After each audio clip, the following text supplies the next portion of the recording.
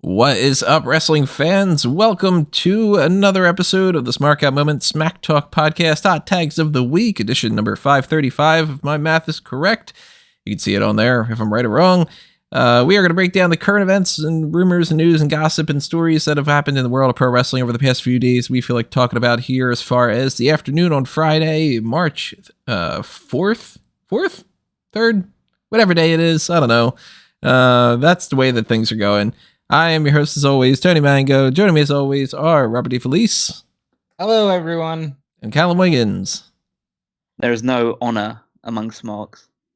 Rings. Well, we're all con men, though. Of something, yeah. Rings, Sonic. I'm wearing a ring. Woo! I brag about it. Just start pulling some things from like Family Feud or whatever like that. A turkey, like that guy's answer. Naked Grandma. Yeah. Good answer. Naked Grandma is one of my favorite ones. I love that show. So we're not talking about Family Feud today. I don't know if you want us to do that, pick your poison. But the game plan is to run down some major things that happen in the world of pro wrestling this week, more so than even like normal weeks. It'll be like, okay, one big story. A couple of these could have been the main topic for this week. So that's pretty cool that we got some interesting things to talk about. And while we run that down, we want to know what you have to say about these things. So by all means, keep the discussion going by leaving a comment below on YouTube in particular. If you're listening elsewhere, send us a tweet or put something on Facebook or whatever it is that you can get your opinion out there. Just shout it out. And when we are on the YouTube side of things, at the very least, hit the like button if you want to help us out that way. Share this for anybody who might be interested in checking it out. There's a little thanks button that helps out on the monetary side of things. Same thing as the Patreon, same thing as the join button, which gets you access to the members only content. Same thing as the Patreon, Darkcast and Pick Your Poison tier. And, even just $1 a month. Great means to support. TeePublic and Redbubble merchandise shops. There you go. That's out of the way. We'll talk about another little plug a little bit later on after that, but most importantly, out of everything, make sure you are subscribed to this YouTube channel and ring that little notification bell, because the next time that we're going to be going live is actually coming up this weekend with the AEW Revolution post-show. We will talk about updates to the card. We are going to talk predictions for NXT Roadblock, which just came out of nowhere, and the two big stories of the week from, everybody is kind of like focusing on the two leaders of pro wrestling essentially in this kind of capacity, but we also have a couple little other stories to talk about here. So let's run down some of those other things. I guess this is maybe the lowest of the main topics that we've got here. WWE has announced that they are renewing their partnership with A&E. And they're going to do not only another season, at the very least, of Biography, but they're also going to do Most Wanted Treasures and something that they're only tentatively calling WWE Rivals, which, of course, is already a series that they just completely abandoned. So they're obviously going to go with a different name there, or they're just going to license that out and say, screw it, we're not going to do that anymore as part of the WWE banner. We're going to do that elsewhere or just kind of continue that. But I'm surprised about this to an extent. I thought that they probably would have already seen that maybe it wasn't as big of a deal, but maybe A&E just really needs that content in some fashion. And I wanted to look it up. I forgot to do it, but I wanted to see who owns the A&E network. Because if it's the Peacock side of things, then that's interesting enough, but I don't think so. I think that it's Disney, if I remember correctly. You guys know offhand? Oh, I had thought it was... it is Disney, yes. Okay, Walt Disney Company, no, Hearst Disney Corporation. And NBC Universal. So a joint venture at the very least. So, I mean, maybe that's part of the whole thing.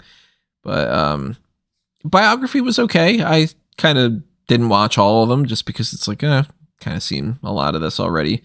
Most Wanted Treasures was interesting, but it's the same sort of thing as most reality shows wherein you got to kind of take the scripted nature of some of this out of it. And, Rivals is, I'm assuming, just another documentary. You can only watch so many documentaries before you stop really caring.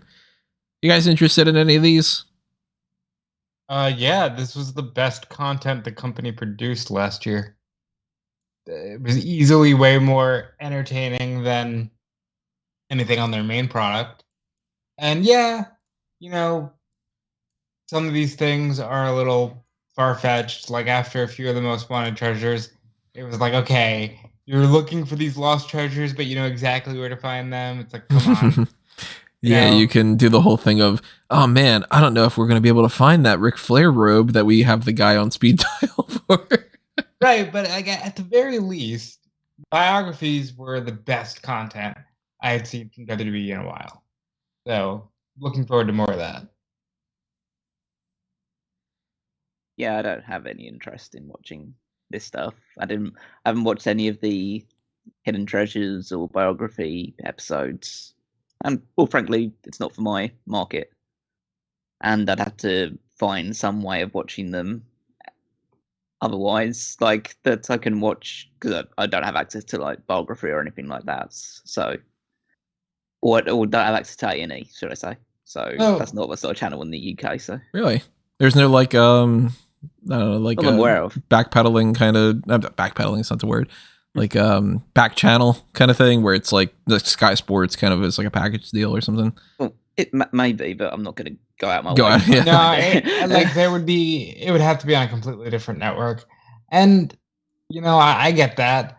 And honestly, for someone like you, you're not going to be like, oh man, I've learned so much here about Shawn Michaels. It's just like, for me, it was fun to watch while I was, you know, eating dinner. This is background noise. Yeah.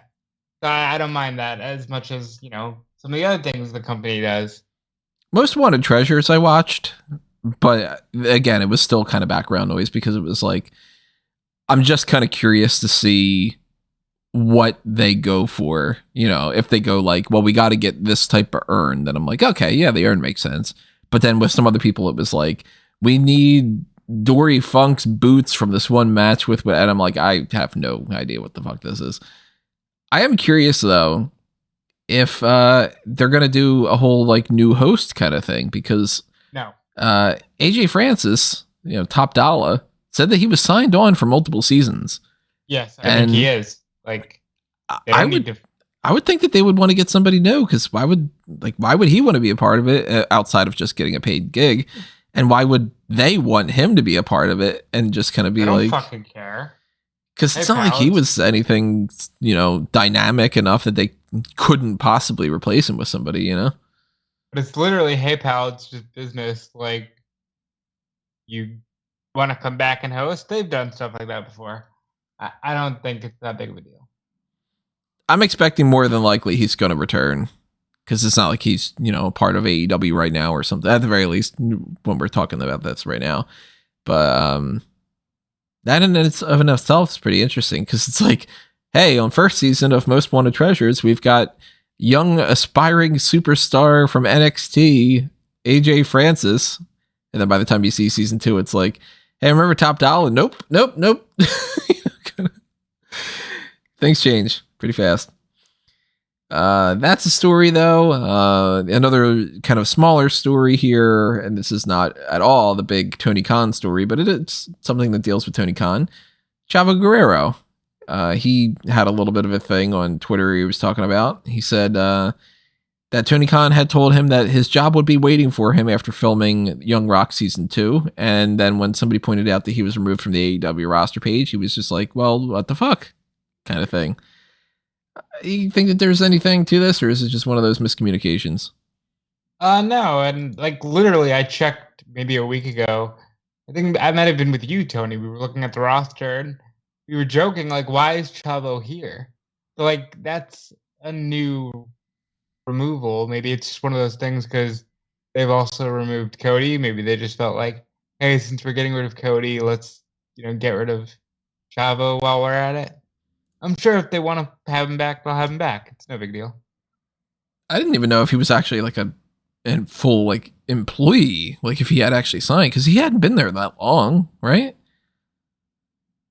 He wasn't. I don't think they ever gave him the graphic, but he was on the roster page. I thought he was like 4 weeks or something at most. I was like, maybe they just paid him on a per deal kind of basis thing. I don't think it's a massive deal either way. Like, it's one of those things where either Chavo is like a little bit perturbed about it, but I don't think it wouldn't be anything to say like, "Oh fuck, I'm never going back to AEW now. They took me off the roster page," or it's just something where someone just pointed out something that he already knew, and he's going, "Oh my god, I can't believe they took me off the roster page," and he's just like milking it a little bit. So. Yeah, it's certainly not something that's gonna, I would assume, blow up into some big thing. It's just, earlier in the week, that was one of those like, oh, look, that's the hot tags kind of deal, Then more important things have happened since then. And of course, that's really kind of the bulk of what we're going to be doing here. Before we get into that, though, I do want to talk about one more topic that I think is not the biggest deal in the world, but it's something interesting, which is that Roadblock is returning. They are taking that and they're, reappropriating that as part of the NXT special event sort of deals with the TV shows. And we saw, it was 2018, I think is what it was, Roadblock at the beginning of the year, around like that Fastlane kind of range. And then there was, at the end of the year in December, Roadblock End of the Line, and then they just never did it again. And I was always curious why they did 2 in that 1 year and then never again. But it's back. It's got pretty much the exact same logo. And out of nowhere, it's just on NXT. Oh, yeah, and by the way, those matches that are happening next week, we're calling that Roadblock. I like it. Roadblock being on the way to WrestleMania, the road to WrestleMania, is exactly where it should be. And since it's not a big deal of a pay-per-view, it's not like you're taking something like, the SummerSlam and trying to be like, it's just a TV special. Roadblock's the perfect name to use for this kind of a thing. And just the fact that they're calling it Roadblock means next week's episode of NXT is a bigger deal, at least in my mind. NXT 2.0, as close as it gets, Roadblock. Yeah, I mean, they've got a lot going on in that NXT 2.0 right now, and so much of it for me feels like they're just throwing shit at the wall. And this is one of those things that I don't mind as much. It is going to be a great main event, Ziggler, Ciampa, and Breaker, and it should be a lot of fun. You guys have any predictions? I think Ziggler should. Well, actually, no. I think Breaker's still too new. If Breaker had a few more defenses under his belt, I would say put the belt on Ziggler and let him be in and around NXT. It's not like it matters anymore, and it's not like he's going to do anything anywhere else anymore. But Breaker probably wins. I think what are they doing? A last man standing match with Waller and LA Knight? And they're also doing Creed Brothers against Imperium for the tag titles. Yeah, I'd put that on the Creed Brothers. Same here. I'm hoping Creed Brothers win. I'm hoping Breaker retains, but that Ziggler can do something interesting and stick around here. And I mean, the Waller and Knight thing, last man standing, it's flip a coin. Yeah, I'd say Creed Brothers to win the tag titles, have LA Knight win the last man standing match, because I think he's pretty much lost every one-on-one match he's had with Waller so far anyway. And yeah, I'd say Breaker retains by pinning Ciampa, and then you do the Ziggler match at Stand and Deliver. I like it. The Stand and Deliver thing, they put out that graphic, didn't they? I know, yeah, was that the thing that you had just said, ew? Yeah, I said this is ugly. For some reason, look, if you didn't like the black and gold, if it was too grungy, too heavy metal, I get it. But their answer for that has literally been throw the rainbow at every graphic we do for this brand now. Yeah, that paint splatter thing. It's just kind of ugly, and I feel weird about the NXT Stand and Deliver thing. But again, nobody cares about this sort of thing. It's just something I looked at and went, I like the idea that Carmelo's going to be in a ladder match. Ladder matches are fun. And we don't know who he's going to face yet, right? If I'm remembering correctly. Yeah. And I'm guessing they're going to try to recreate the first North American ladder match and have it be a bunch of people. I'm down for that. It was fun. So that's, of course, in the pipeline. We're going to get around to that a little bit later on. But we also have to talk about some updates to the AEW Revolution card if we're talking pay-per-views, because now, since we've done the predictions, like the full predictions thing that we normally do, we know the final tag team that's in the three-way for the tag titles. We know who's going to be relatively speaking, it's one of the two options. It's going to be the last person in the Face of the Revolution ladder match. And we also know not only the match that they would add for the buy-in, but holy shit, we were talking about how it didn't seem like they needed to add any more matches, and they added 2. So we have some more adjustments to this to talk about, and maybe our opinions had changed here and there. I forget exactly what my predictions were, but my current predictions probably changed a little bit. I'm leaning a little bit more towards CM Punk winning now instead of MJF. If I said that before, I don't remember for sure. I think that I had said maybe Bryan Danielson winning, but if that's not the case, I'm still leaning more towards Bryan Danielson. Now that we know that the last tag team is the Young Bucks, it's Bucks versus Jurassic Express versus Red Dragon. What are you guys thinking? Is it going to be Jurassic Express retaining, or do you got any other kind of differences? I'd imagine it's going to be Jurassic Express, and they can't get along, they being the Red Dragon and the Bucks. So they end up taking each other out. I just don't like that the champions are the oversight here, but that's okay. That's going to happen sometimes. And either team that wins, I'd be okay with, So that's one of those fun situations. Yeah, I was always back in Jurassic Express because I thought the Bucks would most likely team to be added to it, and now the Bucks have been definitely added. So yeah, Jurassic Express retained. The final person on the Face of the Revolution ladder match is either going to be Christian Cage or Ethan Page. So like the Cage and Page and Page and Adam and Adam. We got Cage and Page on Rampage. Cage and Page on Rampage and not Cage. Yeah, they really should. Like, why not just do it? Just have Christian Cage, Brian Cage, Ethan Page, Adam Cole in a cage. And then hope that somebody, you know what? Best case scenario. Oh my God, even better. And then Paige can be the special guest ring announcer, and she can just be like, Paige here. Well, no, you get DDP to be the referee because he's Diamond Dallas Page. But then the best thing to do on top of that is the only person on commentary is Taz. We got Paige here. Page. It's kind of. So that kind of kills a little bit of that whole momentum of like, oh man, is somebody like Swerve's going to come in, or is it going to be like, we didn't really think it was necessarily going to be Cesaro, but like, I guess that kind of takes that out of the equation, that it wouldn't be somebody like that. They still could pop up on the pay-per-view. You could have like, for all we know, Claudio attacks CM Punk or something. I don't know, but it doesn't seem like it's going to happen for the Face of Revolution ladder match. We don't know actually what's happening on Rampage for the first time in a long while, because this one's not one that was pre-recorded. So we can't tell you if it's Cage or Page. I'm hoping that it's Page, because it just makes a little bit more sense to me that Scorpio Sky won it, Ethan Page is in this one, that kind of deal. But if it's Christian, I mean, Christian's awesome. So, I'm cool with that. Dumb, but I would love to see Christian in a ladder match. Like, I don't want him to get hurt, but it's Christian, it's a ladder match. Yes, please, So I'm hoping he wins.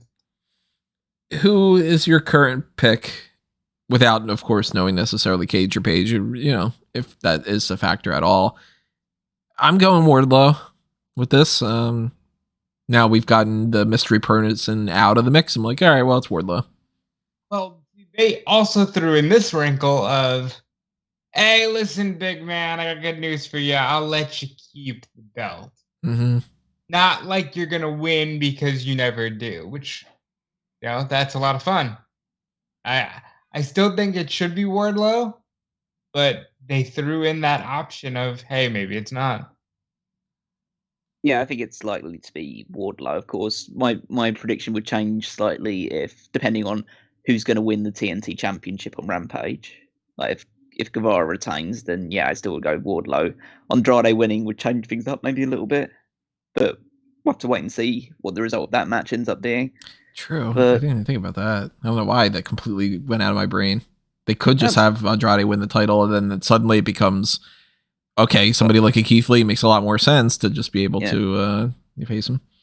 Well, realistically, Wardlow makes sense regardless of who the champion is, because even though he's aligned with a heel group, he's treated like a babyface. So maybe it would even make more sense if Andrade was to win for it to be Wardlow. But yeah, I'd still go Wardlow as the choice. I think even though that's a cool little wrinkle they put in with the MJF thing, I think that's just another example of MJF not so much being disingenuous, but the reason why he's giving Wardlow that opportunity is because he doesn't think Wardlow's going to win. Mm-hmm. And then if Wardlow does win and then does win the title, then MJF's going to say, "Hey, actually, guy, that belt belongs to me." Right, And just be a total asshole and be like, second thought, it would be that would be the perfect way of doing it. Is just like he says, "Okay, Wardlow does keep the title," and he does go along with it. It's like, "Hey, you're the champion," and then the next week on Dynamite, he says, "Hey, I've booked you a match against me. Now lay down." Yeah, that'd be cool. Because he does always reiterate, "You work for me." Mm. So it would be the type of thing where he could potentially book that kind of a match or something. Yeah, I like that idea. And now we know the buy-in matches. Chris Statlander versus Layla Hirsch and Hook versus QT Marshall, which I think Rob had said as a suggestion. I did say that, yeah. Just throw Hook and QT Marshall in there. Yeah. We all are, of course, going Hook at the very least. Oh, yeah, you got to send Hook. I mean, the That's world needs it. Yeah. With Statlander and Hirsch, though, I think that could go either way. Because I could see Statlander winning and then getting a little bit of a push towards Jade Cargill.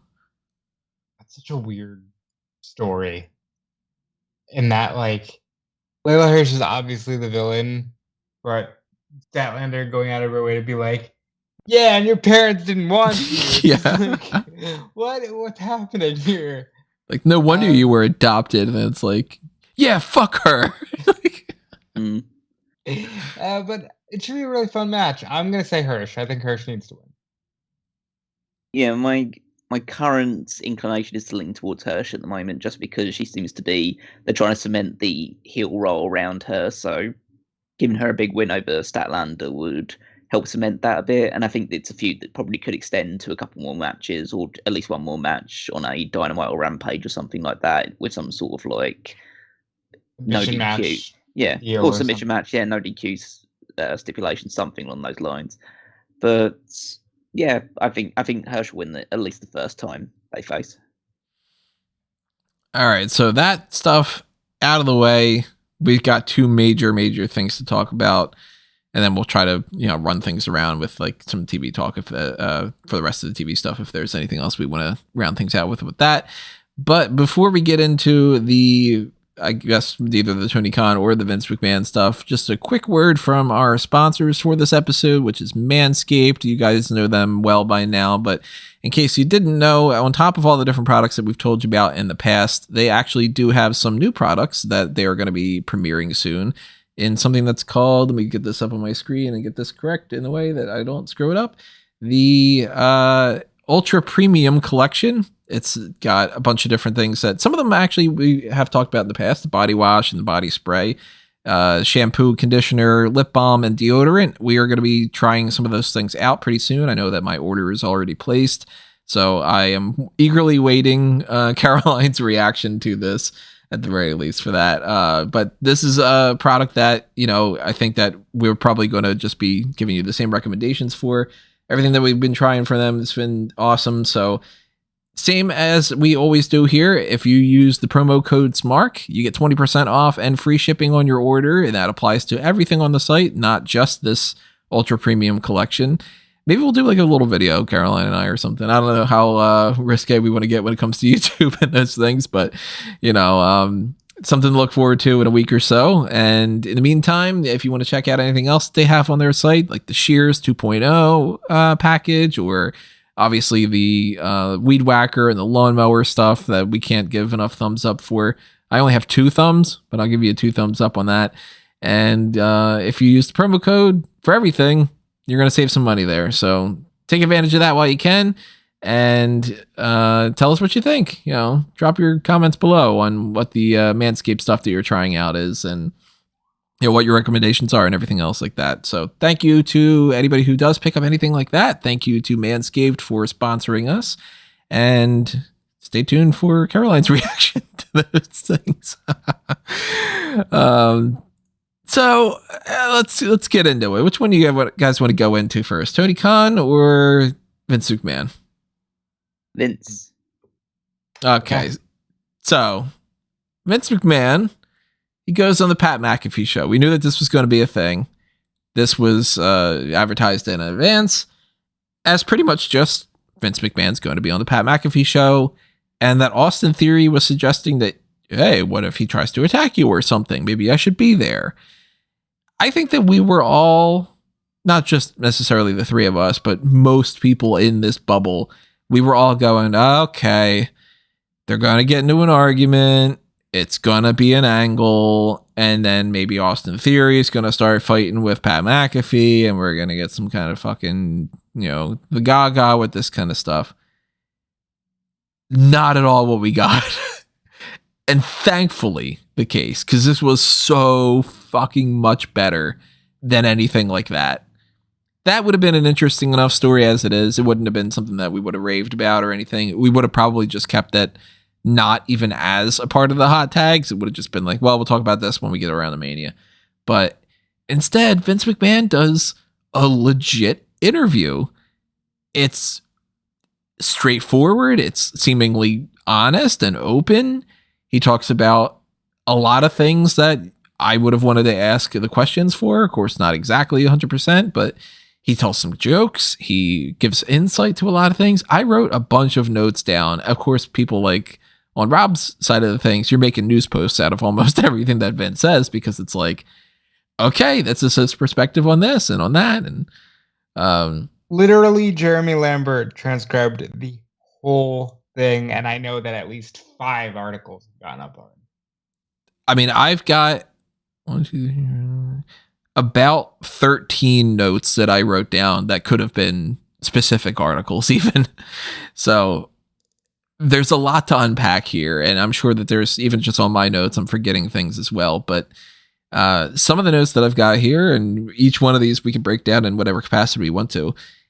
I thought it was interesting that Pat McAfee just casually throws out there, oh, the Comcast deal that almost happened, they wanted creative control, but you didn't want to give it up. And I'm like, okay, we got more information about that. So I don't know. I mean, I keep saying I think that WWE wants to sell.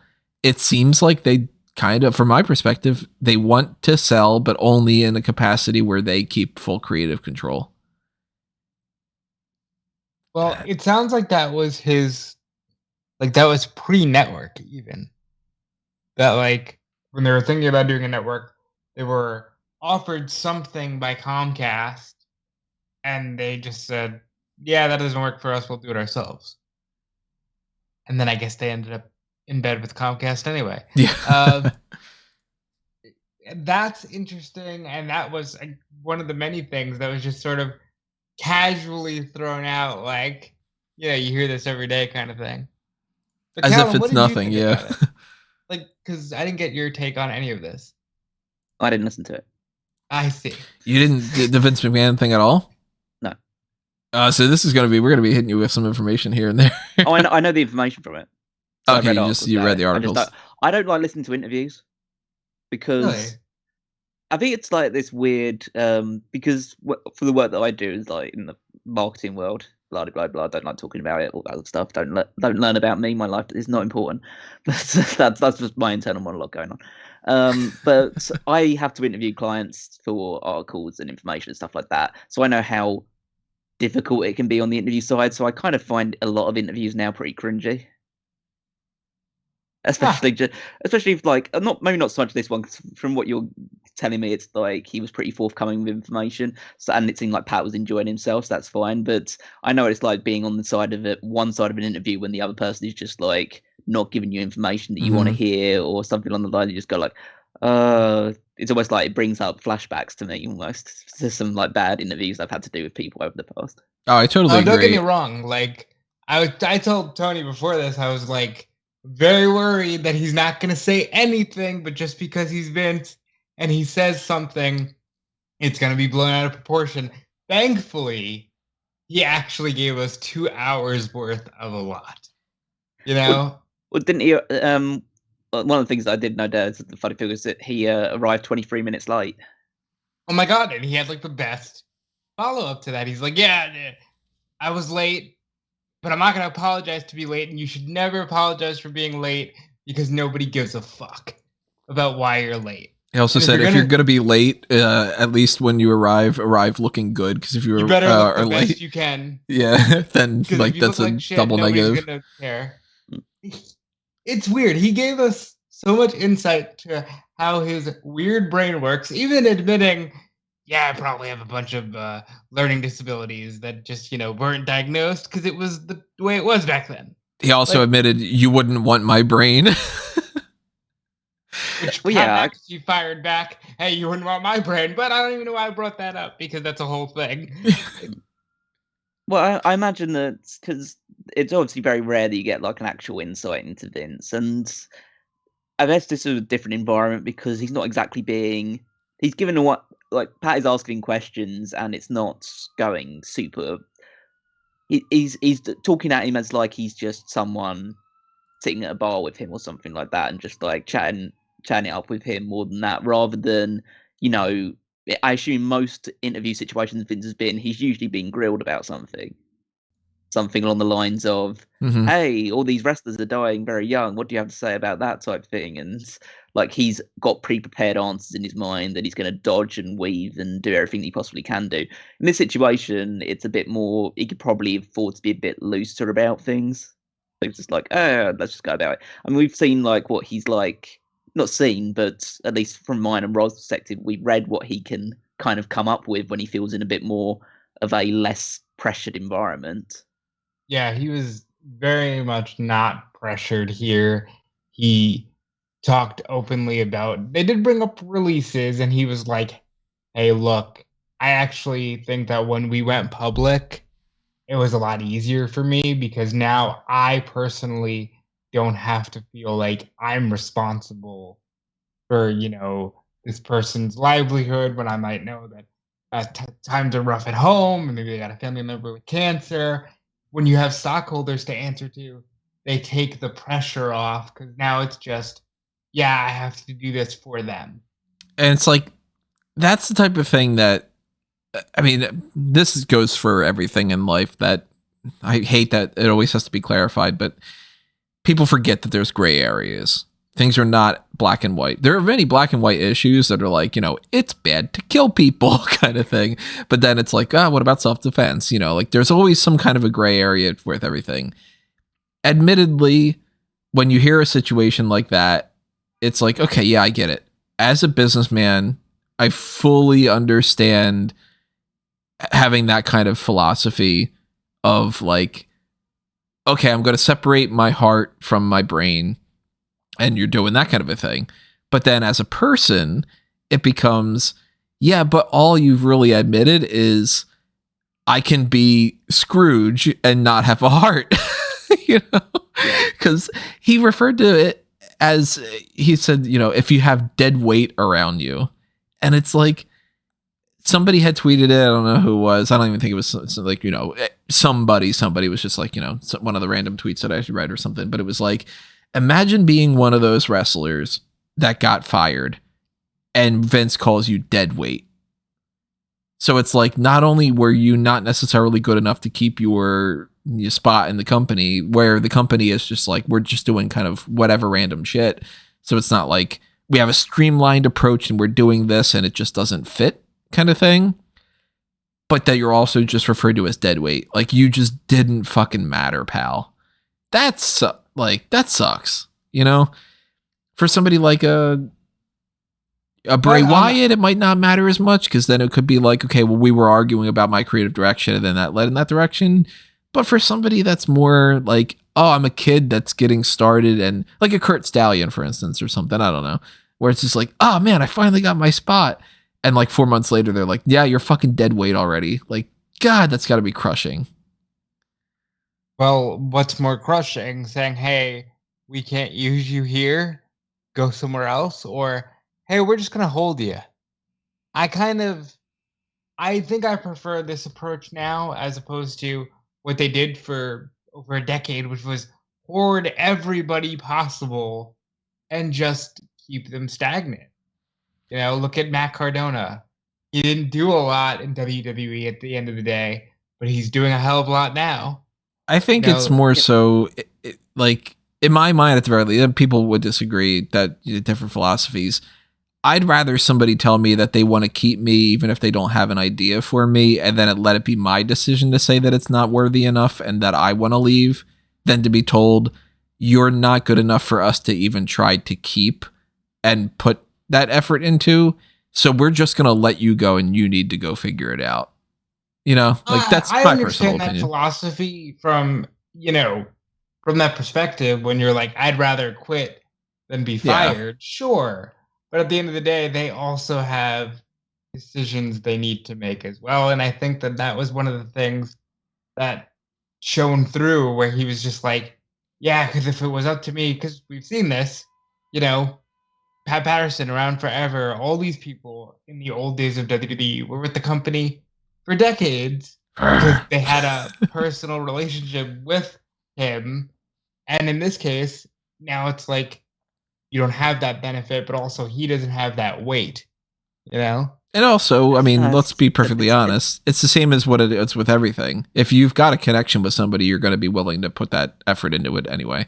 If it's just another one of the boys and it's just, I never even met that fucking kid and we could just get rid of them, then he's not going to look at him the same way as trying to keep around somebody who he's personally connected to. It's any other job, any other kind of, So he's a human being, like he reiterated, where he was talking about people think that he's an asshole and he's not going to change their mind. He's still a human being, Well, this will be the last thing I say about this, but just as a good story to tell, Bruce Pritchard once talked about how when Rikishi was the Sultan and they were going to fire him, so on the day that they're going to fire him, Alpha goes in with Rikishi and Rosie and Jamal, and instead of firing him, he not only re-signs him, but he brings on the other two as well.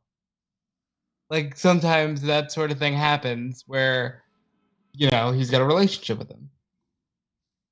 I just see it as like the way that you're describing it again. I know Vince is very charismatic. It all just sounds like a big fucking excuse. So it's like, yeah, we'll just get rid of people. Oh, but he also said, I have a great detection when I'm sitting across from somebody to know if you're buying my bullshit. Oh, that he was started real. the interview with that. Yeah, there's a couple things that are like that where I was just like, this does not compute. Like I don't trust anything that he says because he's a crazy billionaire. Like, how could I trust anything that a crazy billionaire says? It's just, yeah, you I can't buy into the bullshit of like, oh yeah, we have to make tough decisions. We have to listen to shareholders. Shareholders don't care where you save money. Just if you're finding other ways of saving money, like let's say you want to sell off old things you've got in storage and stuff like that you don't use anymore or anything like that. They don't care where the money you're getting is coming from, but you're choosing to, okay, the easiest thing we can do is get rid of people. In a case of, okay, maybe it's a case of it's better than them hoarding talent and letting them go somewhere else. But in cases of like, use Hachiman as an example. He uprooted his entire life to come to WWE. Moved from Japan to go into NXT. He was there for about a year. His entire life has just completely been switched around just because he was told one thing and then they decided a year later, yeah, doesn't work for us anymore. And he's got to try and figure his way back to Japan in the middle of a fucking pandemic. Right. Bischoff, of course, we know that whole story. He sells his house, he moves, and a week later he's out of a job. Like, yeah, it's just, yeah, you have to think about these people as their lives completely change. Yeah, as people. Like he's a person, but he's a very rich person, and he knows that he'll never be fired from the job that he's in. He knows that he's got ultimate job security, so he can't put himself in the mindset of these people losing their jobs because he's never had to. Even when he was like a kid or growing up and stuff like that. Like, when did he join the WWF? Like in his 20s when he moved into like being under his father and working in the WWF at the time, and then took it over from him. He basically said, I saw one of the notes from the interview of him saying that if his father knew what he was planning on doing with WWF when he bought it, he would never have sold it to him. Oh yeah, he was open about that too. It's amazing. He also told a story about secondhand from Jim Ross about the old promoters threatening to kill him, and like, I know this guy who knows this guy. I think Vince recognizes he's an asshole. He flat out admits it in this. Yeah. But I don't know. Does the fact that he owns it make him more? Should we be more likable? It's like, Vince, that type of thing, or should we just go, yeah, you're a fucking asshole, dude? It's like, well, I don't want to know like any other examples. Just like, if they, I don't know, I don't want to put him in the same sort of brackets as other people like that. But it's like, I'm not going to feel more akin to an axe murderer if he cracks a few jokes at me during an interview with him. It's like, and Vince isn't obviously at that level, but it's just like he's still doing that. Like it doesn't make me feel more like attached to him or feel like, I can see where you're coming from. I just feel like, no, you're just owning the fact that you're a dick. And that's, again, some people may like that more, but like that doesn't fly with me. Well, here's some things that made me just go, you've got to be fucking kidding me. I listen well. If you have smart people around them, you listen to them. I'm always concerned about what's best for the audience. It's always just, what does the audience want? No. I'm like, wait, fucking what? Common sense is what it all comes down to. All this kind of stuff about that, where it's like. So I looked at that like this. He's not talking, because he does genuinely bring up the social media aspect of it and why he doesn't even look at anything in that realm. He says a portion of the internet audience can be relatively harsh and biased, so he doesn't listen to that. But you can tell when something is working or not for your audience. Like, you can't. It's like the Happy Corbin thing, and I've heard other people that work there say this. If you heard the reactions that he gets on live events, you'd understand why they keep using this guy.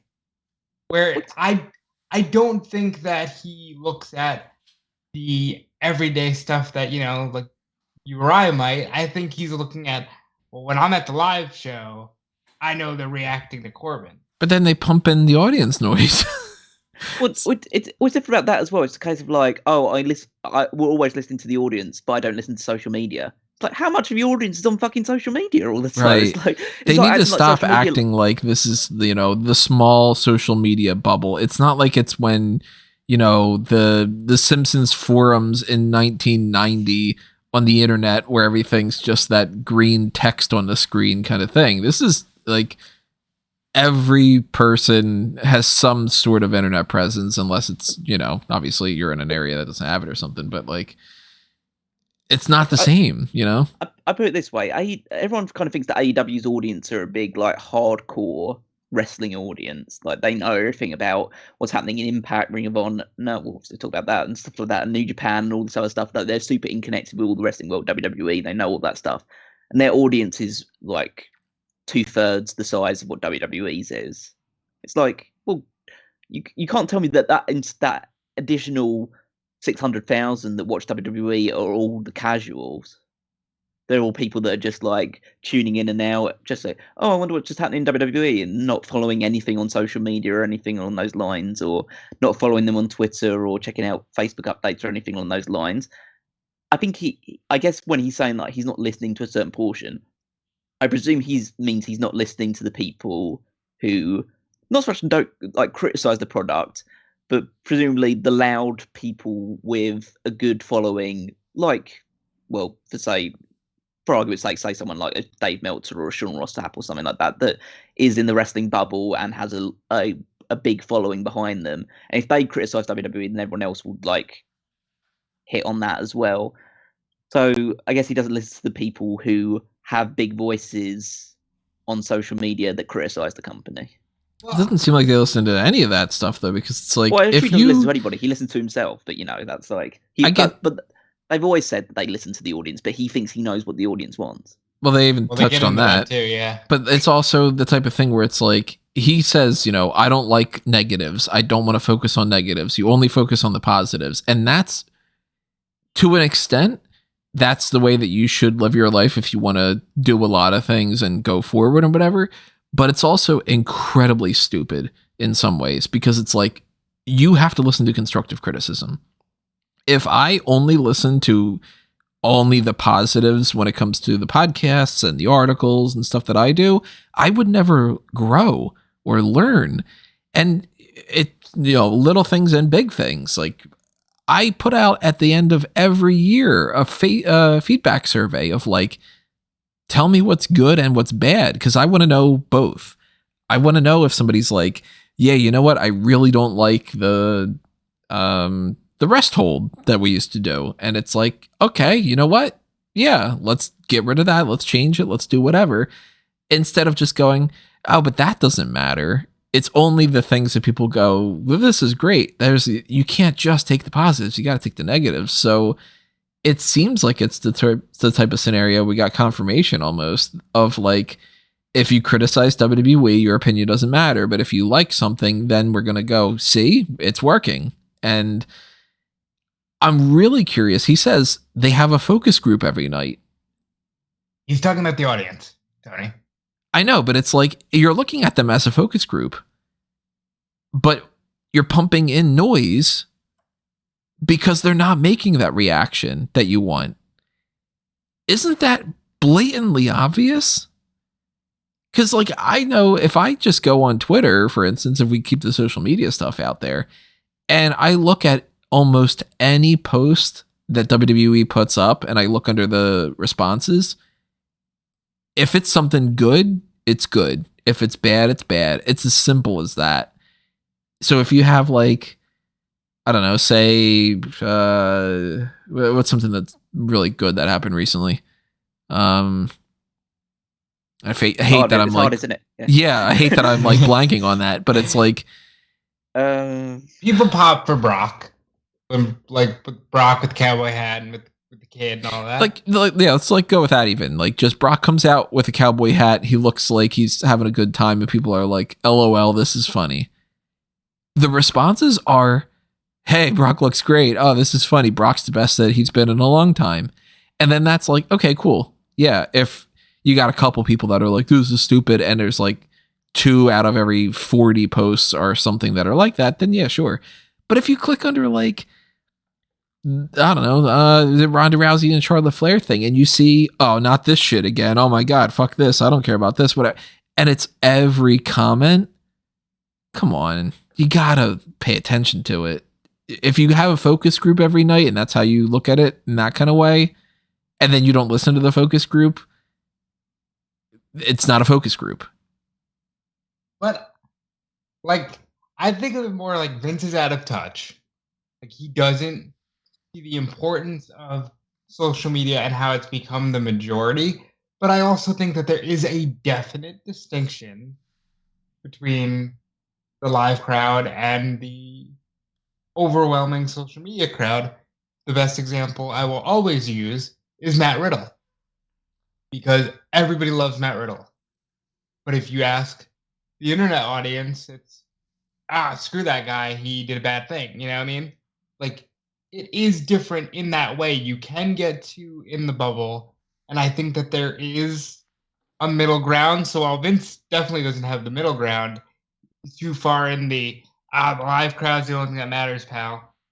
You know, you had the COVID era where you didn't even have that. So right. What was your excuse? Exactly. Then you can't have that focus group every night because it's literally a screen where you're telling the people, we want you to look like you're happy for this person, and we want you to look like you're booing that person.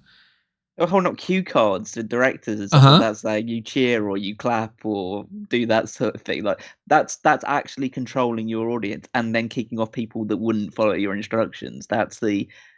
And that's why I can't buy into any shit that he says. Like, say like, oh yeah, we listen to our audience and we're always listening. Like you're not. You're deliberately counteracting your audience in multiple opportunities. Selective hearing. Well, frankly, to be fair, at this point, it will get to a point where he is listening to his audience because he will have run off everybody that does criticize the product because they'll just go, oh, fuck it, he's never going to change, and then just move on. It'll just be listening to the only people that are there, which are the only, like, in that yes man kind of group. Yeah, the sheep people that will defend every single thing that WWE ever does, whether it's good, bad, or indifferent. It's just like, oh yeah, this was so much fun. Like the ridiculous number of people that saying the Corey and Carmella show is great. It's like those people, they'll never leave and they'll never criticize. Like somebody that's like, my mom thinks I'm handsome. Yeah, exactly.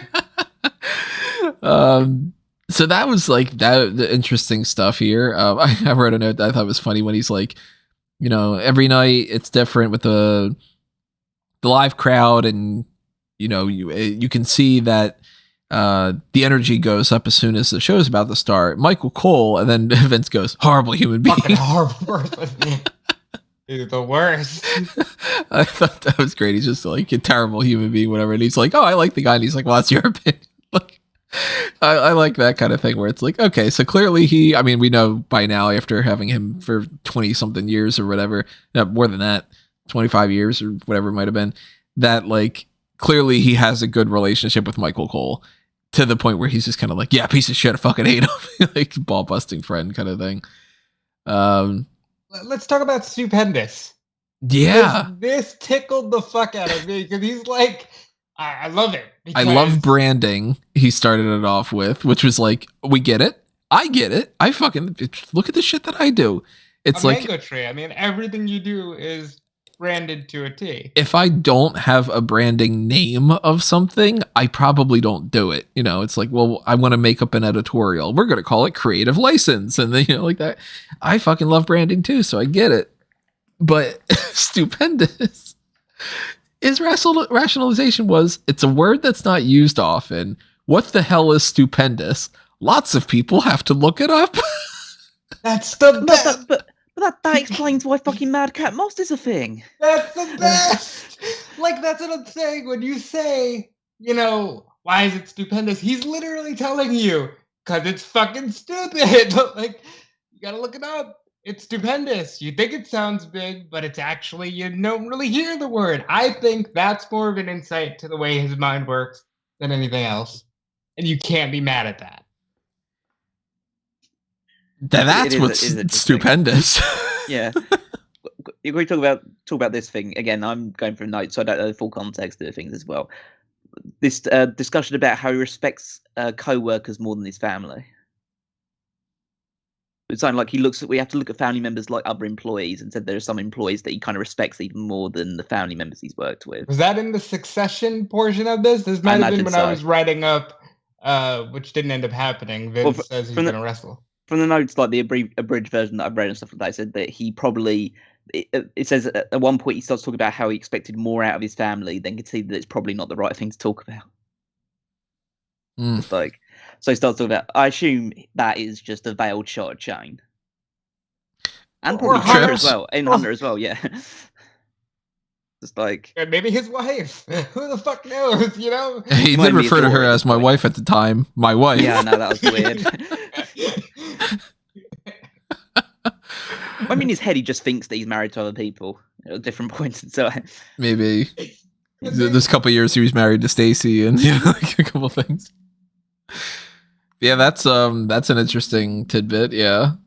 Of course, he did a lot of things. Like, he still thinks WWE is this larger than life spectacle that suits everything that anybody could ever look for and all that, because we've said that for decades. It's always, WWE is this, and we're vaudeville and the circus, and we're this, and we're movies. And yeah, he always looks at it like that. So that his philosophy hasn't changed. That's, So he talks a bit about how he developed an ego after WrestleMania 4 or 5. That's a good one. I enjoyed that quote a lot. He said it lasted for about 6 months. Which means probably right around the time where the Hogan stuff was fizzling out, because you talked about, sound sweetening. They've been doing that for decades. They were doing that in the Hogan era, where it was like, oh, empty seat, we gotta, Photoshop this, or hey, let's pump up the noise for Hogan's entrance. Even if the place is going crazy, we're gonna make it sound extra crazy, because that's the way he works. And let's be honest, WrestleMania 5, they would not see those numbers again until WrestleMania 15. So, like, yeah, his ego probably did shit the bed after that. And then he's got some other little thing. He mentions about creative burnout. And he says, and this was, I was like, Okay, it's more confirmation. He said, if you're concentrating on one thing at the moment, and he kept hitting on that of like, yeah, we know. It's Brock and Roman. That's the one thing you're concentrating on. We've been saying this for years. You get one idea, and that's, I don't know. As somebody who fashions themselves at least somewhat of a creative person, I am very much not in that. I can only focus on one thing at a time, and that's the only thing. That's what he said. But he said you can't focus on one thing at a time. But then it's like, you can't do that and then say, okay, well, this is a one match card, because it's like, well, clearly you're only focusing on one thing. Like, you mean, I can't buy into this idea of like, you can't focus on one thing at a time and you have to look at everything else and then go, okay, so what's your plan for the women's tag team division? And then they go, yeah, well, we haven't had a plan for 5 years. Right. Like that kind of thing. And it's like, no, okay, well, it's one thing if you don't know what's happening for this week, which he also said, you got to look at every single thing as in particular show. And it's like, it's this contradictory kind of philosophy of, it's all for the fans, but we don't listen to the fans. We listen to them every night, but only the ones that say the good things. And then, I don't know. It's very wishy-washy. Talk about Saudi Arabia. So the good moment too. That I actually think though was one of his better lines. Yeah. What else could he say? People are people, cultures are cultures, and you have to respect that. I was like, yeah, I mean, I disagree with some things that, any particular culture and stuff, obviously, but that was a very diplomatic way of saying that. Okay, so the issue that I have with it, again, and it's the issue that I've always had with the Saudi Arabia thing, is like, well, let's just talk about something that is a news story, but has been kind of hidden away. WWE have removed the WWE network and cut off their partnership with Russia following the invasion of Ukraine. And yet they'll still handily take money from a culture that does the things that it does, let's say. Well, we're not directly going to war with them yet, pal. Yeah? No, but it's just a case of where do you draw the line, essentially. You draw the line in the fact that, like, they're not doing something terrible right now, so we can take their money, and then as soon as they do something horrible, that's when we take the money out. It's like, it doesn't really hold you too much as having too much of a strong moral compass, but then again, I don't think he'd ever admit to the company having that either. But it just feels like, as long as we do this thing where this big national incident is international incident is happening in Russia, and we say we're doing this, then you'll forget about what we've been doing in Saudi Arabia for the past 3 or 4 years or so. So he's very good at not evading questions, but coming up with. He's a great spin doctor. He's the spin doctor. It's quite honestly, it's amazing that he sat there for 2 hours and even gave you any insight to his brain, whether or not 90% of it is bullshit. That he would bother to do it is amazing to me. It does always surprise me after listening to, either watching or listening to bits and pieces or clips of this, that he didn't actually seriously consider running for office. He quietly did.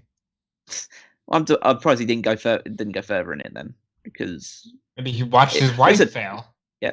Well, listen, if Trump can become president, then I'm pretty sure Vince McMahon could.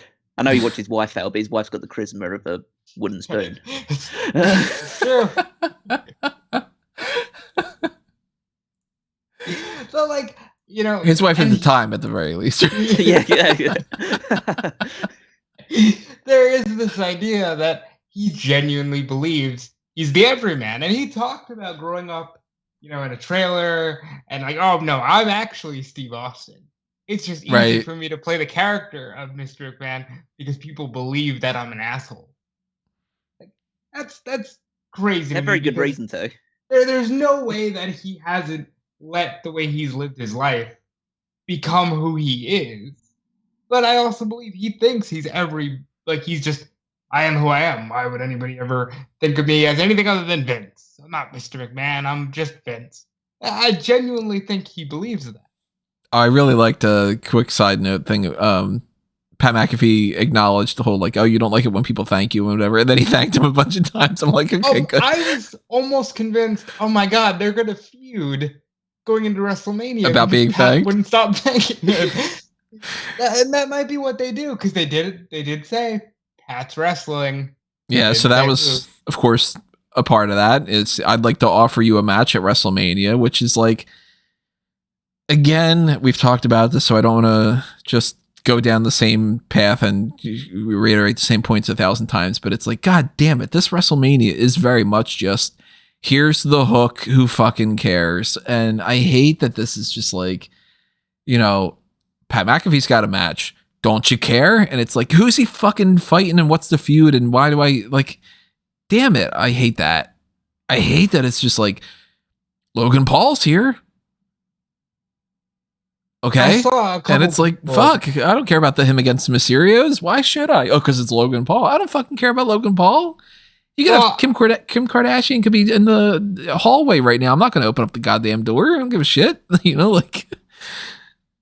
I think they are going backwards to like the first WrestleMania, where it's just like, you care about this because it's a spectacle. But I also saw a lot of people. This is right after they announced Madcap Moss. Not Madcap, Corbin and McIntyre at Mania. Just like, by the way, this is happening on Saturday. And people were like, there's no reason this needs to be It needs to be 2 nights. And I really feel like, yeah, this is a time where you can condition the audience that maybe it's like a 3-hour show or a 4-hour show at best. And they're really just stretching it out because, like A&E, like Peacock, people are just so thirsty for content, and they're like, we'll find a way to get 2 nights out of this shit instead of putting on a good show. And like we've talked about before, and we'll talk about down the line, if the 3 of us can sit down with no game plan whatsoever and we can figure out a 2-night card for WrestleMania with limited options and without having all these other things, and we can do it within like 30 minutes, they could figure out better WrestleMania cards, but instead they just don't fucking care. And Vince says you have to look at the big picture and the little picture constantly. I don't see a lot of positives on both sides. You know, you can't say that he goes under like the start of Monday Night Raw and then at the end of Monday Night Raw every week, and he's like, yep, we put on a great show, unless he's just being delusional about it, because most people don't agree. He does say he thrives on confrontation. We know that. His philosophy, though, and this was pretty interesting, if you live through the beating, you win. Yeah, and he talked about, which Cal knows a lot about this from the interviews he's done in 01. He talked about being abused, you know, as a child and making it through that. And if you can survive it, you win. And I think he's such a fascinating case study of like just child who was abused, you know, becomes this billionaire guy, and now he has to live with the duality of that, because I'm sure a lot of that still lives in the back of his mind. But he's also lived the life of Vince McMahon. He talked about threatening his college professors to making him pass, just finding out where they live, and, you know, like, no, you're gonna pass me because I have nothing to live for. So you're gonna pass me, or you can throw me in jail. It doesn't matter. I have nothing to live for.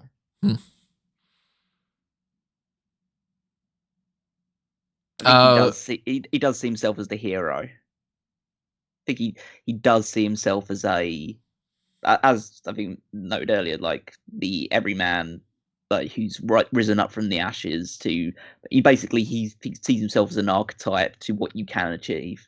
Yeah, if you work hard enough and try hard enough. When realistically, he's just a bit of an asshole. Stephanie McMahon once compared 9/11 to her father being taken on by the government. You know, it's like they love that story because that is the one instance where you can go, Vince was picked on just for being Vince, and that was wrong. But they're making a Netflix movie about it. That's why they're doing all that shit. And it's always the him against the world mentality, and That's part of the thing. Like, he talks about how he likes confrontation and all this other stuff, and he likes the competition element of things, even though he won't really acknowledge the competition as competition. Yeah, I mean, I think Pat tried to get him to talk about AEW, and he didn't even bite. That's where he said, he's I like competition. Well, I mean, he did say I like competition, so maybe he does like the idea that something new is coming up. I could see him being very bored for the last decade. I don't think he sees AEW as a competition, because then he mentioned a part of it that, like, he doesn't like the term professional wrestling. Well, obviously, we knew he didn't like the term professional wrestling, but he sees, like, saying that there's always been wrestling, but so he wanted to be something different, and that's where the whole sports entertainment aspect comes into it. Well, so I like that he just admitted that he's like, it doesn't mean anything. He's just like, it's what I came up with to differentiate it in branding. Again, going back to the branding, because he admits, hey, look, we are wrestling. There's always wrestling. There's always going to be wrestling. But you're a superstar, and that sounds better. You know? And hard to argue that from a branding perspective. And yeah, obviously with the branding stuff, that's another whole, like, well, I do like the branding, but another thing that he mentioned is that he is going to be inducting The Undertaker. And that's going to be one of the hardest things that he'll have ever done, which is pretty interesting. Well, speaking for 30 minutes, 20 minutes beforehand, straight away. Well, to be fair, his voice held pretty strong during the whole interview, so maybe that'll be fine. But yeah, I think we all suggested that Vince was one of the main options. Mm-hmm. So it'd be him and Austin that have been the two people that have been inducted by Vince, and I think that makes the most sense. They seem to be the two people most heavily tied to him, based on Austin and Vince having their long rivalry, and The Undertaker being his longest employee, essentially. And somebody that he obviously holds in high esteem for, many different reasons and over decades. I mean, he never hesitates to say, I didn't have to ask Taker if he was going, and never had to worry about him. So any other notes beyond that for this Vince interview? He said fuck a lot, which Pop made, because you don't think you're gonna hear Vince McMahon say fuck that much, and he was just letting everything fly. Like, he did as much as he could with some of the tougher questions. He addressed, never worrying about being cool. Like, he said, somebody brought up the Aleister Black thing, and he's like, yeah, well, I've never been cool. I don't give a shit about that. You listen to people and you try to give them as much creative ability as possible because it makes them more invested. Which we've seen through the years that he is willing to work with some people. I'm willing to bet that for as good as taking the company public is, there's probably a lot of him that misses it not being a team of 25 writers, because he knows he doesn't need 25 writers, because he's going to veto what they say anyway. Any notes on your end, Kellen? Well, no, I mean, you had the notes, but yeah, I had a list of notes, but like I'm good. I think we can wrap up on that one. So then that's, of course, major story for this week. But on top of that, it's not to be outdone, at the very least, you could say, Tony Khan says what his big announcement is, and it turns out to be one of the things that we were suggesting was a possibility of, I'm going to start off the show, and this is such a difference between the two of them, too. In WWE, not to just shit on WWE, because obviously there's things WWE does that's amazing. There's things that AEW does that's not all that great. But I could imagine this being a scenario where they just go, all he did was do this. Whereas WWE will make a big spectacle out of it. Did you see that? Who's a popular celebrity right now? Did you see Dua Lipa retweeted a Sasha Banks thing? Let's spend 5 minutes talking about that kind of thing, But it's as simple as can be. Tony Khan's like, I'm going to start off the show. Hey, 20 years ago, there was this place called Ring of Honor, and they were pretty cool. I bought them. All right, let's go to wrestling. And I was like, fuck yeah. Not only is that so refreshing to just have it be it might have been a minute long, maybe 2 minutes or something. And he's just sort of like, I'm excited. I bought ROH. How fucking cool is that? We got a good show for you guys. And like my urge to merge, got a little scratch on it. Well, I love his excitement because he is, let me put it this way, he's not the most charismatic guy about it, but I think that's almost endearing because he's out there like the way that's been described, that he's like a Mr. Bean on crack. And it's like when he makes the announcement, he turns his head from right to left like it's on the Muppet Show, and it's just like so great. And it's just, and like, yeah, he's just, he is a wrestling fan who's so excited that he's just bought another wrestling company. He's like, it's just like I don't know, he's a kid, 7-year-old kid who said that his mum said that they could get both Buzz Lightyear and Woody action figures. I love that he's like, there's no Shane, it's only me. Ah. That was so good. Yeah, that was a great line. No, there's no Shane, he's not here. Especially because we know that there's like all those rumors that Shane McMahon could potentially be coming to AEW, which is like, I haven't put a whole lot of faith in that, but yeah.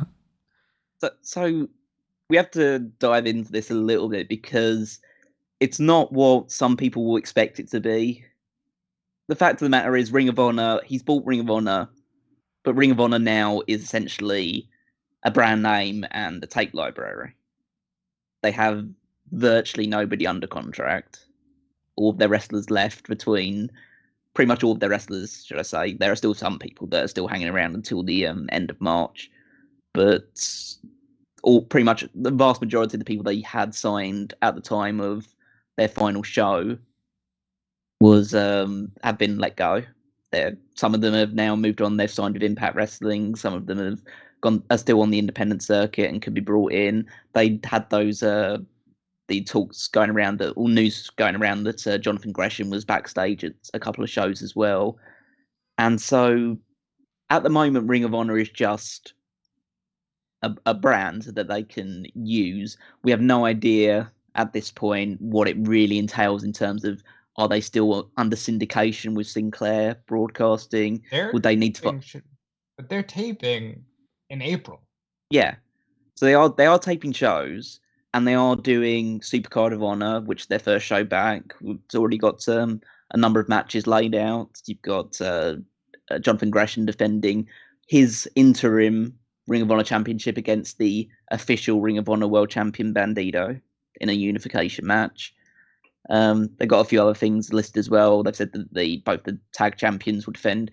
Deonna Purrazzo will defend the Ring of Honor Women's World title, which is funny because she's an Impact contracted performer wrestling on a Ring of Honor show, which is now owned by AEW. So there's like all of this crossover happening. And yeah, it's a really exciting thing because Ring of Honor is kind of the forebearer to AEW. A lot of their talent made their names in Ring of Honor. A lot of WWE's talent made their names in Ring of Honor as well. But it also means that now finally they have the all-in footage. They can use all-in now because it was previously owned by Ring of Honor because Ring of Honor paid for the show. I like the way that someone summarized it on Twitter when they said Ring of Honor produced and funded all-in formed the groundwork for AEW. AEW killed Ring of Honor. AEW killed Ring of Honor and bought it, essentially. Well, I don't think it killed Ring of Honor. The pandemic killed Ring of Honor. That's probably the most accurate statement because they were a good company, didn't run shows, but continued to pay their workers and essentially bit the dust because of it. But I also like the other references online about saying how Triple H spent a decade plucking the top stars from Ring of Honor to help build NXT up. In 3 years, Tony Khan built up AEW, killed NXT, and then bought Ring of Honor as well. Just like, God, it goes from worst to worst. You never know when rock bottom's going to hit for Triple H at this point. Oh, somebody just got fired this week that was like one of his crew or something. I forget exactly who, but like one of the executives, of course, which is, I mean, at this point, is there anybody left that's on the Triple H regime? It doesn't seem like it. You'll know when he's hit Rob on when Shawn Michaels super kicks him out the door. That's kind of, that'll be it, really. But but it's an exciting announcement, but we don't know the particulars of it yet. Yeah. Like, there's a lot they could do with it. I don't think that he would make the announcement on TV if he's just planning on saying, "Hey, I'm Ring of Honor now. We've got this great tape library, and we've got all in now, and now we're just going to shut the company." Oh, yeah. Well, I mean, here's where I'm kind of looking at this, because right before this happened, the news came out that HBO Max has some adjustments that they're doing. And, you know, of course, they're heading in because every streaming service, like we've said this before with Peacock, if you have a streaming platform and you don't have live content, you need to get it. It's just not a negotiable thing anymore. If you want to be sustainable in the future, you need the ability to be able to broadcast something live like you would with cable, and the ability to have on-demand content, just the same as any other kind of service would have. So HBO Max eventually is going to have that, and they're going to have their tie-ins with, of course, you know, the Warner side of things has things with Turner and with AEW by proxy, and, you know, TNT and TBS and blah, blah, blah, blah, blah. It's all this weird amalgamation. It's all, you know, urge to merge kind of content. But the thing that I'm assuming, under no real basis of knowing anything, of course, put that out there for anybody with a grain of salt, I think Ring of Honor content will go up on HBO Max. I think that if they can get this all sorted out well enough where they can have the live streaming capabilities or something, then maybe Ring of Honor ends up being like some specialty shows here and there, maybe the TV taping things or something, and then ends up being on there. But Bleacher Report Live is a part of this. Maybe that gets factored in. I don't know. I'm imagining Ring of Honor doesn't necessarily go away, but that it's not necessarily its own company, kind of. Because Tony Khan can't focus on building AEW and also be the guy that focuses on a whole other wrestling company. He just can't. So either he hands it off to somebody that he trusts and he's just the owner and they can kind of do some sort of proxy thing. Well, why can't it be a developmental territory or something? That's what I think it's going to go in. Like, I think Ring of Honor is going to be a subsidiary of AEW that doesn't treat itself like a full company. I think there is scope for that to happen, but I would like to see it still maintain some, I don't want to say independence, but some like status as its own organization, because it's a good testing ground for innovations as well. They can do some cool stuff there. They can, obviously, the biggest benefit is they've got all these wrestlers that don't get enough time on TV. Hey, let's move them over to Ring of Honor, and then they can have a run as Ring of Honor World Champion or Tag Champions or something along those lines, and that builds up their credibility. And it means that if you aren't getting the people that you want to see as regularly as you want them on Dynamite or Rampage, go to Ring of Honor and you can watch them there as well. And then that'll be great. But then you can also bring in independent wrestlers into there as well that may not be super keen about the idea of completely committing to AEW or WWE or any like one full promotion that says like, okay, now you're contracted to us, but would like to work on TV and be part of a promotion that has some reputation or esteem behind it. Like, cool, I want to work for Ring of Honor. It's like, you're still owned by Tony Khan and still like a sister company to AEW, but yeah, you get to, but you can kind of feel like it's a little bit outside of that bracket, because we already mentioned how with Ring of Honor coming back, their seeming business model before this announcement was made would be they're just going to cycle in wrestlers, not going to have anybody under contract anymore. It would just be like a enhanced PWG or GCW or something like that, where basically nobody's under contract. But is that how it worked for? It didn't work like that for Evolve, did it? Okay, so they were under contract, but they were also basically just doing one show a month. Yeah, 2 shows a month.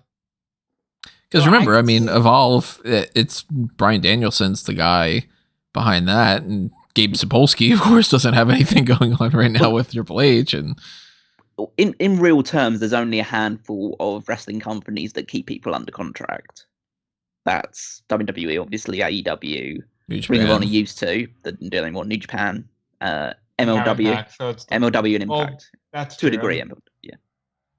So it's just mainly those 4 or 5 companies. Yeah. GCW has one wrestler under contract, that's Nick Gage. And, kudos to him. But, I think... NWA, I want to see... I guess they do, yeah. The NWA will have a couple under contract. Do they, though? I mean, any company... This is under contract.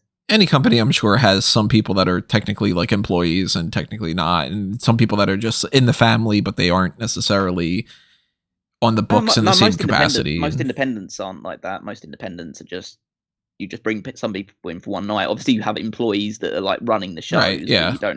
But none of the wrestlers are under contract. Yeah.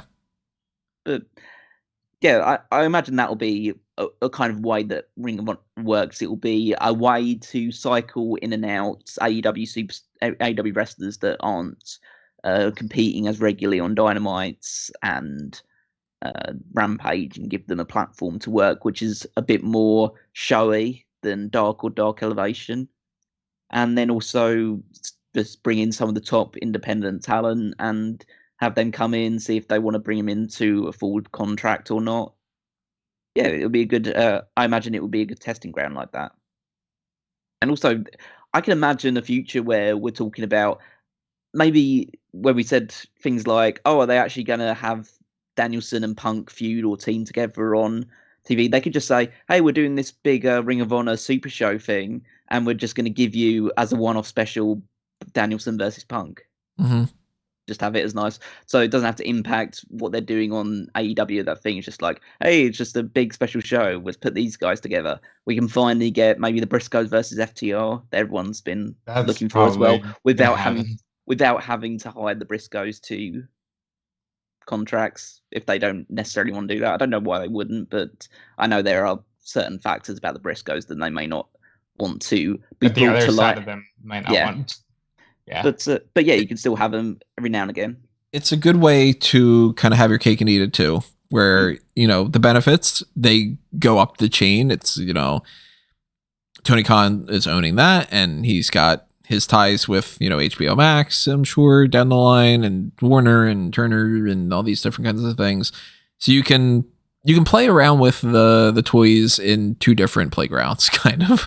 And then, Ring of Honor being its own separate entity, in whatever capacity that might be, you can do something on there, like you said, FTR versus Briscoes, and it doesn't have to factor at all into Pinnacle on AEW. And you don't have to have it make sense if there is somebody fighting for a championship in Ring of Honor that has been losing in AEW on Dark. Or yeah.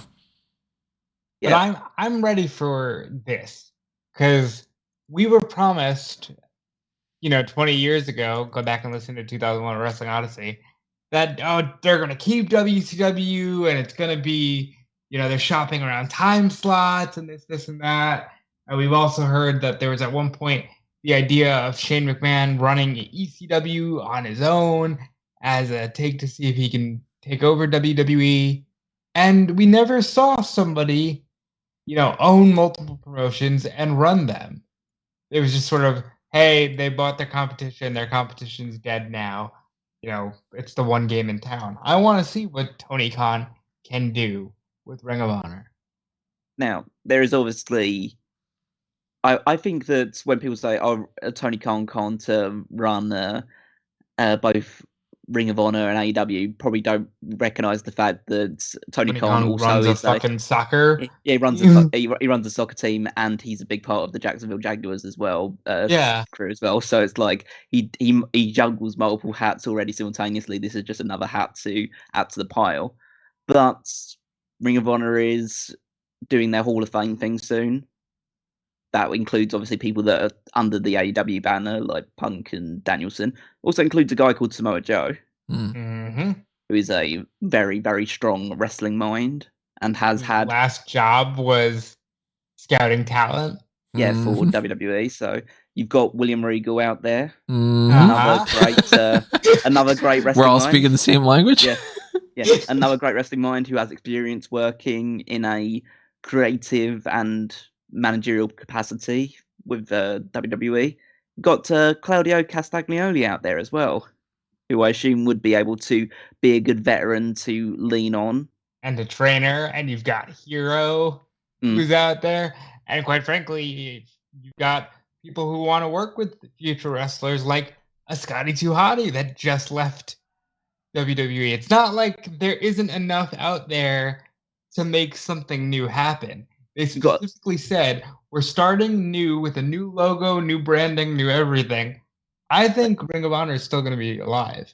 Yeah, I mean, think about all the veteran names they have in AEW that could, maybe not, obviously could help in the AEW side of things, but also help with Ring of Honor, like Kazarian and Christopher Daniels. Yeah. Like Scorpio Sky is a veteran at this point, and he was obviously a big part of Ring of Honor for a period as well. Jay Lethal. Yeah, yeah, that's exactly what you could do with Jay Lethal. Put him back in Ring of Honor, but now you own him and you own the company as well. It's like, that's even better. This is why they probably picked up the option on Brian Cage. Oh, yeah, I didn't even think about that, You'd be a Ring of Honor guy now. You got, like, this is the reason why they've been stacking up their roster and everyone's been going, like, what the fuck is he doing? And in his back pocket, he had Ring of Honor in his back pocket, essentially. To like say, oh, you think we got too many people for one promotion? I agree. Here's a second promotion. Let's do this now and just move all the people over there.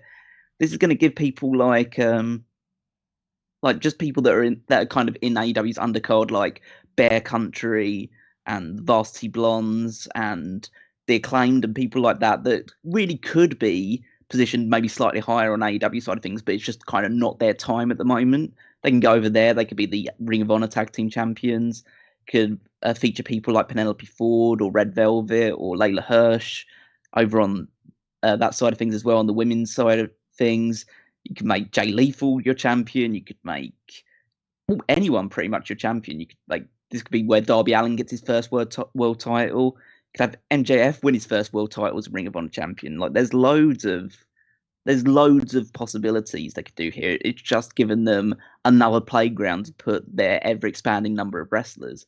And the fact of the matter is, with AEW's TV deal will come up in 2024, 25, I think, one of those 2 years, and they're going to make so much more money from the next TV deal they get, right? Because they're already, I think they're making $40 million a year from their current TV deal.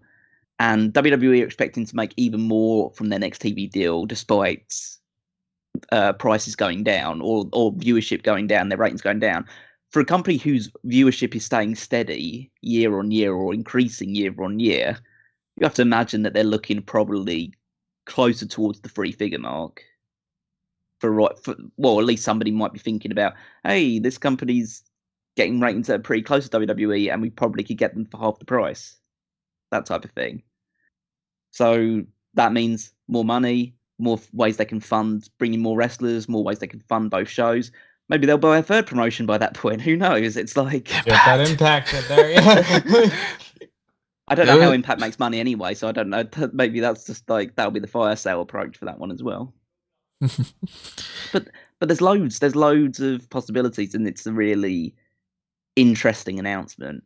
But it'll become more interesting as it unfolds what they're actually planning on doing with it. And it's going to be interesting to look at this in the perspective of WWE buys WCW, and from what we've heard, they were thinking about, well, we'll just make a WCW show and it'll be, that kind of thing. And then it ends up kind of just switching around, and it's let's make Raw and SmackDown the two things. Ring of Honor can essentially be SmackDown to AEW's Dynamite. Now, Rampage is that secondary show, but it's not under the same kind of philosophy. I mean, we know that he's not going to pattern this off of WWE, but some trends do kind of happen, and it could just kind of basically be like, all right, well, AEW Dark and Dark Elevation are essentially Main Event and Level Up. They're equivalents. Rampage is basically SmackDown right now. If you tack another hour onto it, then it just flat out is SmackDown as just a second show. But Ring of Honor could be that kind of what if, with the whole, what if WWE decided that they really did want to keep things separate more And what if they did try to book that WCW thing? Let's see what Tony Khan can do if he has Ring of Honor as his WCW. If it works, then that's proof that it could have been done. If it doesn't work, then that's more of a discussion point of maybe WWE did the right thing. But I got a lot of faith that Tony Khan's going to pull it off. That's for sure. And if this would have happened under Triple H, and we could have gotten, the black and gold brand of NXT, and they buy Ring of Honor, and they absorb Evolve, and that all works in that direction, I think that could have been well. But under the current regime, hell no. Ring of Honor is right where it needs to be. So I'm excited about, Tony Khan's got this kind of deal going on. We don't even know a lot of what this is going to play out to, but I guess I'm going to be watching some Ring of Honor, Yeah, I'm looking for. I think we should. I mean, not all of us, but at least some of us should be reviewing that first Supercard of Honor show to see what they do with that. Oh, absolutely. I mean, it's already packed into the busiest week of the year, so we should just watch it anyway. And I think it's going to be really cool. And I'm a sucker for branding, so I'm excited to see what their new look could be like, what their new belts could be. You know what I mean? As we head into this new era, what is Ring of Honor going to be? I'm just glad that they're going to live and also kind of have new life in it through Tony Khan. And Tony Khan's living the dream, honestly. He started the number 2 company. He bought Ring of Honor. He's living the 2000s message board fan dream, which is what he was. Yeah. So outside of that, I mean, that seems like that's kind of the hot tags. If there's anything else, on the TV side that you guys want to talk about, we could do that, but nothing really standing out to me. I mean, that MJF promo. Yeah, that MJF Punk thing. That's like, we already gushed about how great this feud is, but like, that's just, that's just how you do it. That's how you make it. And they gave you the out because now you want to see Punk kill him. And just the visual of the amount of blood that Punk was shedding, and like, that's what you gave away on TV.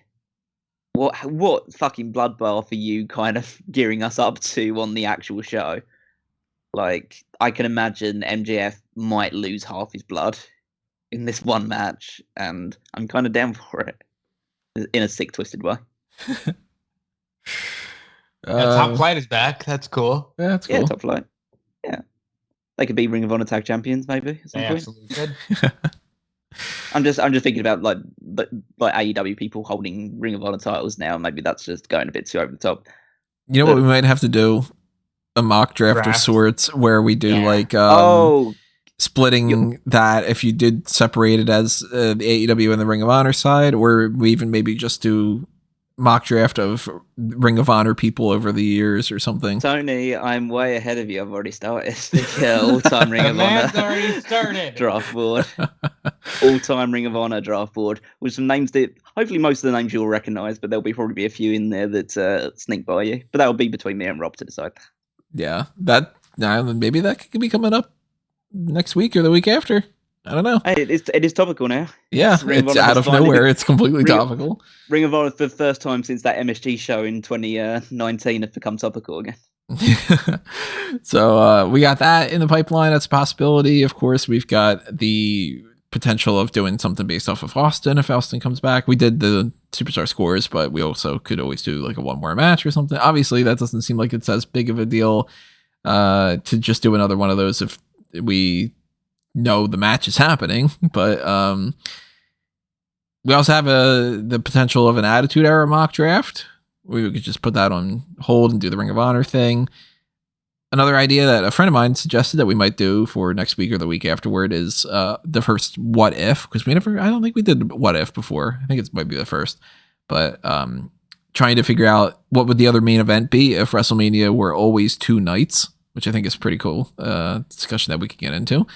So we got things that are just kind of, left and right popping up all over the place here. And I'm excited to talk about those things way more than I anticipated to talk about some of the week-to-week basis stuff in WWE at the very least. But the very next thing you're going to be hearing from us is going to be, of course, the AEW Revolution pay-per-view post-show.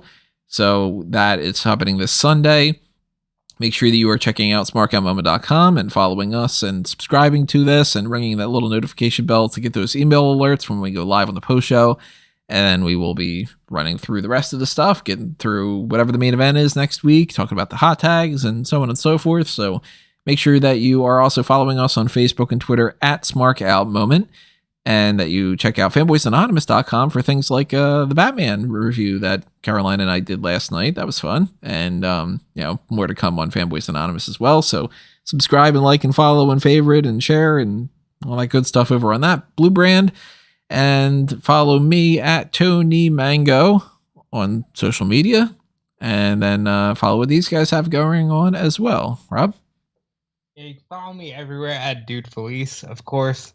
This weekend and every major wrestling weekend, you should be checking out Fightful.com and Fightful Selects. Sean Ross Sapp does the best wrestling journalism possible in 2022, and he'll be in town for Revolution. He'll be part of the media scrums.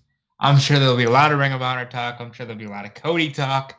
We didn't even think about where Cody fits into all that. Who knows?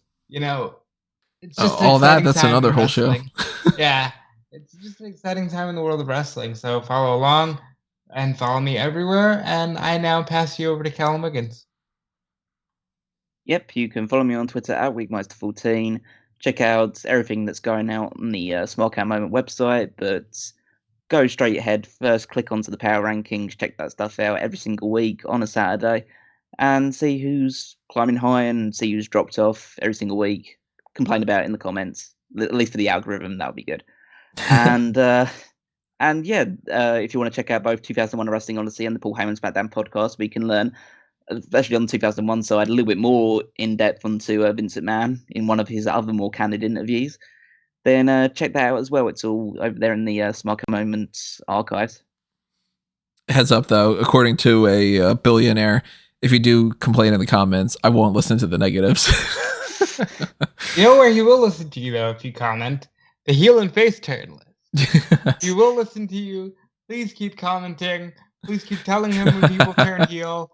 I mean, Edge turned heel on Raw. It was such a busy week, we didn't even mention that. Kicked AJ Styles in the dick, as people do when they want to turn heel. So bother Tony with that, because he loves it. Well, I love that you guys were listening, so thank you for your support on this. Hopefully you enjoyed this edition of the Hot Tags, and we will see you next time, everyone. But for now, this has been another Smark Out moment, and we're being counted out.